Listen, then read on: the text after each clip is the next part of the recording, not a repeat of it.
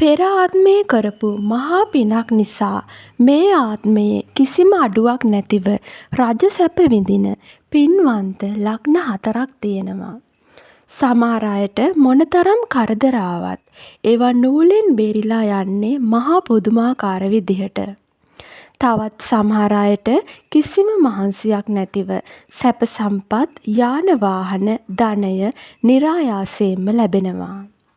ජ්‍යොතිෂයට අනුව මේක පූර්ව පුණ්‍ය ශක්තිය කියලා හඳුන්වනවා. පෙර ආත්මේ කරගත් කුසල් නිසා මේ ආත්මේ රජ සැප විඳින ලග්න 4ක් තියෙනවා.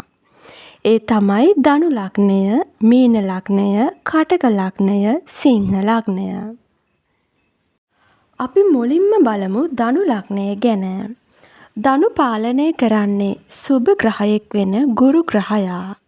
ඔවුන් පෙර ආත්මවල ආගමික කටයුතු සහ අන් අයට උදව් උපකාර කරන පිරිසක්.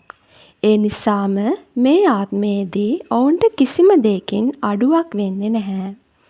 බලාපොරොත්තු නොවූ මොහොතක ඔවුන්ගේ පින පෑදිලා මහා ධනයක් සහ ගෞරවයක් ඔවුන්ට ලැබෙනවා. අපි දැන් කතා කරමු මීන ලග්නය ගැන. මීන ලග්න හිමියන් උපතින්ම හරිම සංවේදී වගේම ආධ්‍යාත්මික පිරිසක්. ඔවුන්ගේ පෙරපින් නිසා ඔවුන්ට මේ ආත්මයේදී නොපෙනෙන බලවේගවල රැකවරණය ලැබෙනවා. මොනතරම් හතුරු කරදර ආවත් ඒවා විනාශ වෙලා ගිහින් ඔවුන්ට රජ සැප හිමි වෙනවා. අපි දැන් කතා කරමු කටක ලග්න හිමියන් ගැන. කටක ලග්න හිමියන් පාලනය කරන්නේ සඳු ග්‍රහයා. ඔවුන්ගේ පෙර ආත්මවල බොහෝ දෙනෙකුට රැකවරණය දුන් සෙනෙහස පෑ පිරිසක් වෙනවා. ඒ පින නිසාම මේ ආත්මයේදී ඔවුන්ට ලස්සන නිවාස, යාන වාහන සහ සුවපහසු ජීවිතයක් හිමි වෙන්න මාරම වාසනාවක් තියෙනවා. අපි දැන් කතා කරමු සිංහ ලග්න හිමියන් ගැන. සිංහ ලග්න හිමියන් උපතින්ම තේජවන්ත වෙන්නේ පෙර ආත්මයක ඔවුන් කළ මහා පින්කම් නිසායි. රවි ග්‍රහයාගේ බලය නිසා ඔවුන්ට නායකත්වය සහ පාලන බලය નિરાයාසයෙන්ම හිමි වෙනවා.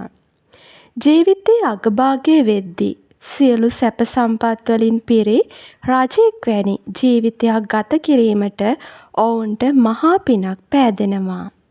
ඉතින් පෙරපින් පෑදෙනකොට ඒකෙන් අහංකාර වෙන්න එපා. මේ ආත්මයේදීත් හැකි පමණ පින් දහම් කරන්න. එවිට ඔබේ වාසනාව මේ ආත්මයේ විතරක් නෙමේ මතු මතු ආත්මවලදීත් ඔබට සෙවණැල්ලක් වගේ ළඟින් ඉඳී.